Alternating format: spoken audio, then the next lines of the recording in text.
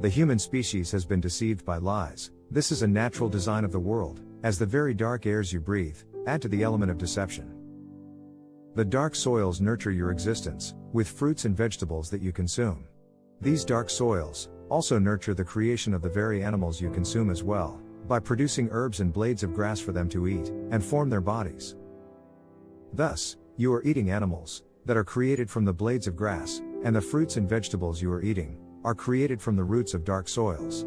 These dark soils are what forms the environment of your physical body that your spirit is temporarily connected to, while your other connection remains attached to the dark airs you inhale and exhale every second inside this world.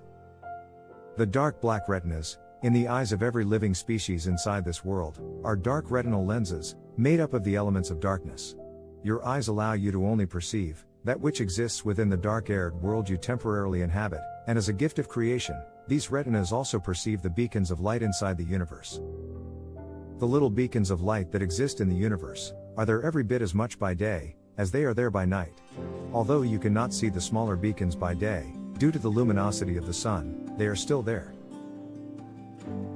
Even at night, the reflective lights you do see are beacons to remind you that the universe is filled with lights, that this world with no light of its own relies on to perceive existence.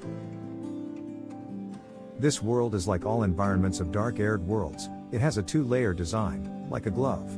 There is an interior under the skin of the glove surface, and an exterior surface of skin, with a few pockets to allow air to circulate between the interior and exterior. Imagine little tiny people living on a big glove. Some would walk on the surface of the glove, and some would inhabit the space within the glove. For those in the interior of the glove to come to the surface, they simply use the pockets or punctures of air found in the glove. Another way to look at the design is two layers of wafers inside a sphere, with opening ports that exist to the north and the south, and smaller air pockets connecting between the surface and the underworld. The internal gravity, that keeps all physical properties magnetically attracted to the ground, is found within the surface, while the external gravity is found high above. Gravity in the interior layer of the surface is designed to pull material back to the surface, while the gravity high above is circulating to push physical property back to the surface. Simplifying this for you can be done by looking at a pair of magnets.